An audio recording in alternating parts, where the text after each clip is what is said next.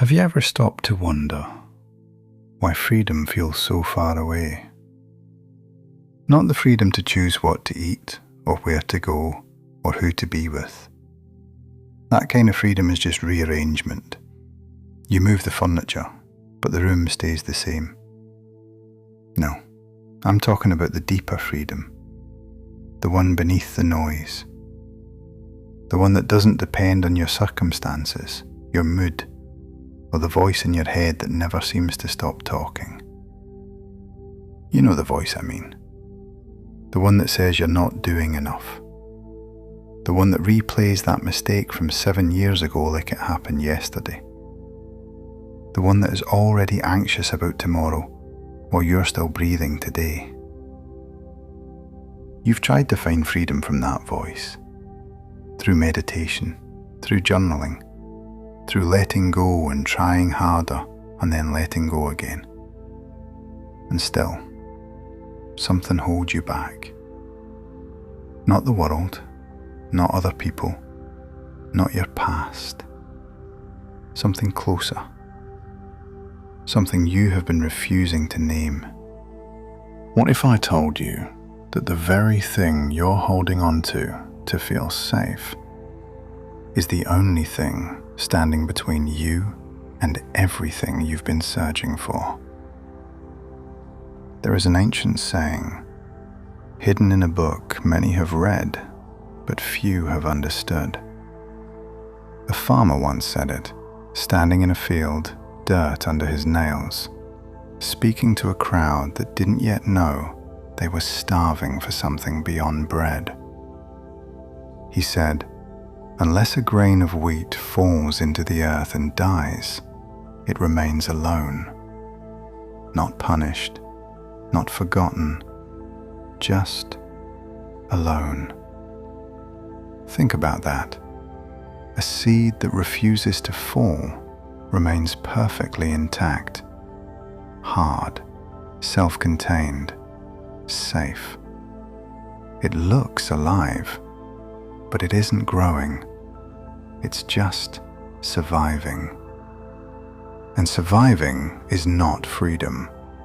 Surviving is just a longer cage with better decorations. You know this feeling, don't you? That tightness in your chest when you're about to say how you really feel. That grip in your stomach when you're close to letting someone in. That voice that whispers, don't fall, you'll break. Stay here, stay hard, stay alone. That voice is the shell, and you have mistaken the shell for yourself. Let's pause here for a moment, because this is not abstract philosophy. This is the geography of your inner life. Close your eyes. Breathe in slowly. Breathe out. Let your shoulders drop. Now, without forcing anything, just notice, where do you feel tight right now? Not in your thoughts, in your body, your jaw, your chest, your throat. That tightness is not random. That tightness is the grain refusing to fall. That tightness is you saying no to the descent, no to the unknown, no to the death of the version of you that has been running the show for far too long. And here is the heartbreaking truth. That tightness has been trying to protect you. It learned its job a long time ago. Maybe when you were small, maybe when you were hurt, maybe when you learned that being soft meant being wounded, and being hard meant being safe. So it built a shell around you, a beautiful, functional, exhausting shell. And you have been living inside it ever since, calling it your personality, calling it your strength, calling it just who I am. But it's not who you are. It's just what you've been holding on to. So here is the question that will either set you free or send you back to sleep. What are you holding on to that is actually holding you? Not metaphorically, actually. Take a breath. Let the question land. Is it a story you've been telling yourself since childhood? I'm not lovable. I'm not safe. I have to earn my worth. Is it a wound you've polished into an identity? The betrayal, the failure, the loss that you visit every day like a shrine, because without it, who would you be? Is it a future you've been trying to control? The plan, the timeline, the desperate grip on how things should look so you don't have to feel the terror of not knowing. Or maybe it's simpler than that. Maybe it's just the belief that you are your thoughts, that the voice in your head is you, and that letting go of that voice would mean disappearing. Close your eyes again. Now ask yourself, not with your mind, but with your gut.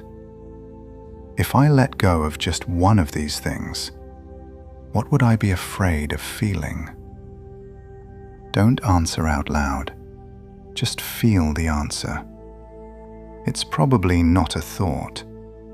It's probably a sensation, a heaviness, a fear of falling. That's the shell. And the shell feels like protection.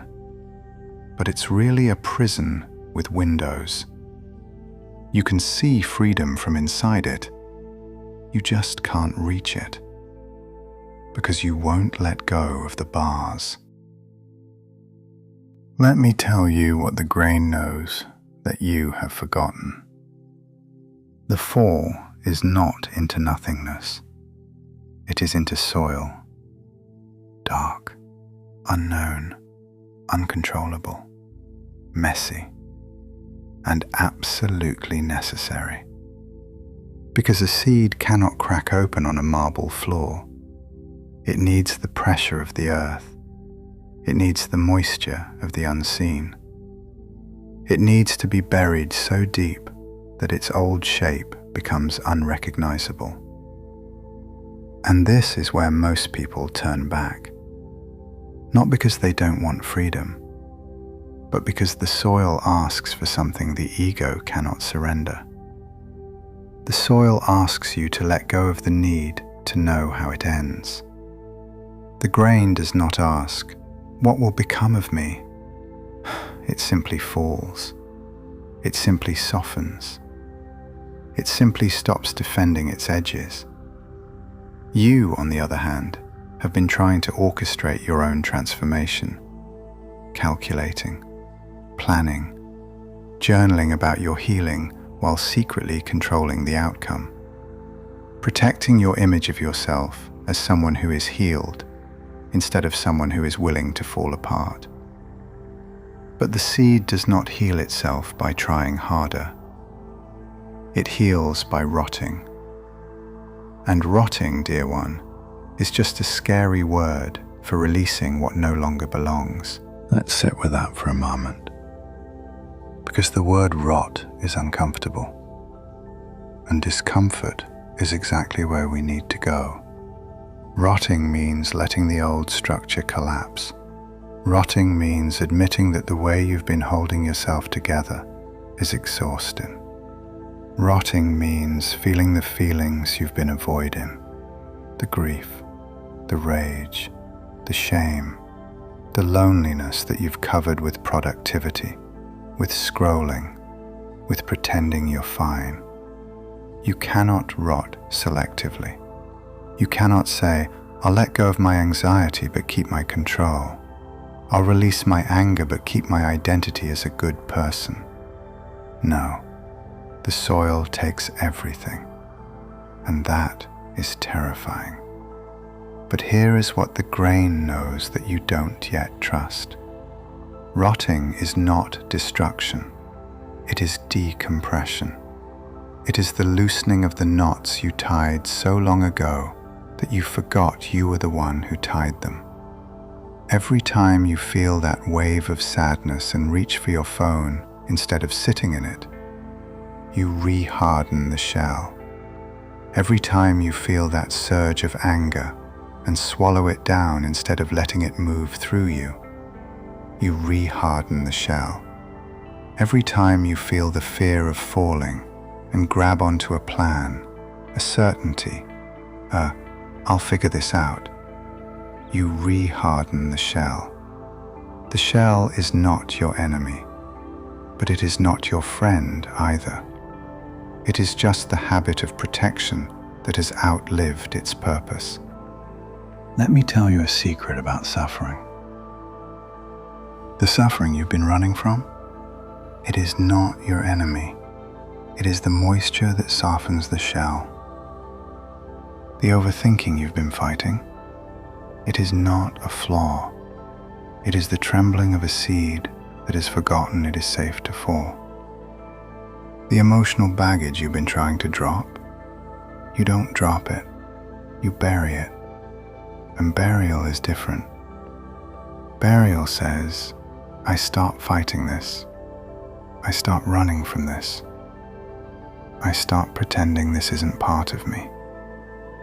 I let this pain fall into the soil of my being, and I trust that the soil knows what to do with it. Because here is the radical truth at the heart of every spiritual tradition worth its salt.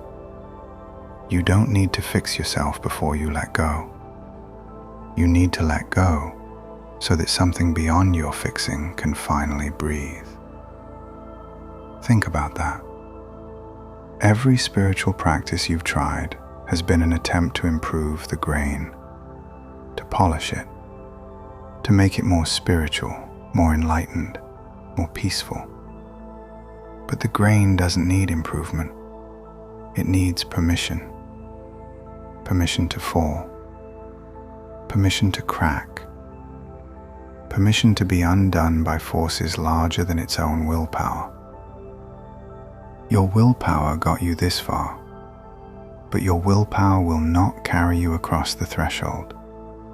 Only surrender will. And surrender is not giving up. Surrender is giving in to life, to the dark, to the process you never signed up for, but cannot escape. I want you to feel something right now. Not think it. Feel it. Close your eyes again. Take 3 deep breaths. Not rushed, not performative, just breathing. Now, imagine that the tightness in your chest is not a problem to solve. It is a seed that has been waiting for permission to soften. Don't try to release it. Don't try to breathe into it. Don't try to heal it. Just stop fighting it. Let it be there. Let it be tight. Let it be exactly as it is. And now, underneath that tightness, notice if there is a smaller voice, not the loud one that criticizes and plans and fears, a quieter one. That quieter voice might be saying something like, I'm tired. I'm scared. I don't want to be alone anymore. That quieter voice is not the shell. That quieter voice is the grain itself, the living part, the part that has been waiting underneath all your strategies for you to stop protecting it and start planting it. You don't need to fix that voice. You need to listen to it. And when you listen, really listen, you might hear something surprising. It doesn't want you to try harder. It wants you to fall. Here is the paradox at the heart of inner freedom. You cannot rise until you have consented to be buried. And burial is not a punishment. It is a planting.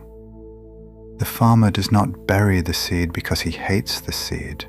He buries it because he loves what the seed can become. He knows that the shell must break. He knows the dark is not the enemy. He knows that the most violent act of transformation is also the most tender. You have been treating your own darkness as an enemy to overcome. What if it is just the soil? What if your anxiety, your sadness, your rage, your confusion, what if they are not obstacles to your awakening? What if they are the very ground in which your awakening grows? Not because suffering is good, but because avoiding suffering is what keeps you hard. The grain that refuses to fall does not avoid suffering. It avoids transformation. And it pays for that avoidance with a life of quiet isolation, intact, untouched, alone. The grain that falls suffers the cracking, the rotting, the undoing. But that suffering is not meaningless. It is the breaking open that makes room for the root, the shoot, the stalk, the head, the full grain, the harvest. You cannot have the harvest without the crack, and you cannot have the crack without the fall. So here is the decision, the only one that matters. Not what to do tomorrow, not how to heal faster, not which technique to try next, not which guru to follow, or which book to read, or which meditation app to download. The decision to fall, to stop pretending you are the grain that refuses the dark, to stop polishing your shell and calling it growth, to stop using spiritual language to avoid spiritual surrender. This decision cannot be made by your mind. Your mind will always find a reason to wait. Not yet. After I finish this project, after I understand more, after I feel safer. The mind is the shell's greatest ally. It will give you 1,000 reasons to remain intact. It will call fear wisdom. It will call control responsibility. It will call staying small being practical. But you are not your mind. You are the one who hears the mind. And that one, the listener, the witness, the awareness beneath the noise, that one is already free. It doesn't need to fall. It is already the soil. But the part of you that suffers, the part that overthinks and carries baggage and clings to control, that part is the grain, and it is starving for the dark. Let me ask you something, and I want you to answer honestly, not with what you think you should say, but with what you feel in your gut. Are you willing to fall? Not are you ready, not do you understand, not can you guarantee a good outcome. Are you willing? Because willingness is different from readiness. Readiness is the mind's condition. Willingness is the heart's consent. You may never feel ready. The grain does not feel ready for the dark. It feels terrified. But it falls anyway. Not because it has courage, because it has no other way to live, and neither do you. The path you've been walking, the one where you try to heal without dying, try to grow without rotting, try to awaken without surrendering, that path leads nowhere. It leads to a very polished, very spiritual, very lonely grain, sitting in an open palm, untouched by life. That is not awakening. That is sophisticated avoidance. The fall is not elegant. It is not Instagrammable. It is not something you put in your bio. The fall is messy. It is ugly. It is the sound of a grown person sobbing on the floor because they finally stopped pretending. And that sound is the most beautiful sound the universe ever hears, because it is the sound of the shell breaking. So today, if you feel the trembling of the fall, don't brace. Don't reach for a technique.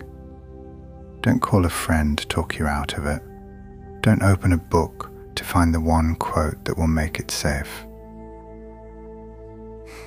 Just breathe and let the trembling be there. Let the fear be there. Let the uncertainty be there. Let the part of you that wants to stay in the safe, dry hand scream and kick and tell you you're making a mistake. And then, underneath all of that, whisper this: I am ready to be buried, not because I have no fear, but because I have more life in me than my fear can contain. You don't have to mean it perfectly. You just have to say it, or think it, or feel the shape of it in your chest. That whisper is the fall. And when you fall, truly fall, something shifts. Not in the world, in you. The hand opens, the seed drops, and for the first time in years, you are no longer alone. You are in the soil, and the soil is not the end. It is the beginning you couldn't see from the safety of the surface. Let me leave you with this. You were never meant to stay whole in the way the world means whole, unbroken, untouched, unchanged. You were meant to fall apart in exactly the right way, not into chaos, not into destruction, not into despair, into ground, into the dark, rich, mysterious soil that has been waiting for you since the day you were born. Every harvest you have ever admired, every field of wheat bending in the wind, every stalk heavy with grain, every loaf of bread that fed a hungry family, every single one of them began as a seed that stopped refusing the dark. Not a seed that understood the dark, not a seed that controlled the dark, not a seed that meditated on the dark until it felt peaceful about the dark. A seed that fell, that is all, and that is everything. The question is not whether you will fall. Life will make sure of that. Life will crack you open one way or another, through loss, through illness, through the quiet accumulation of exhaustion that finally breaks the shell. The question is whether you will call it dying or planting, because those are the only two options. You can fall as a victim, dragged down by forces you never consented to, cursing the dark until your last breath. Or you can fall as a seed, releasing your consent into the mystery, trusting that what feels like an ending is actually the first movement of a harvest you cannot yet see. The choice is yours, and it is the only choice that has ever mattered.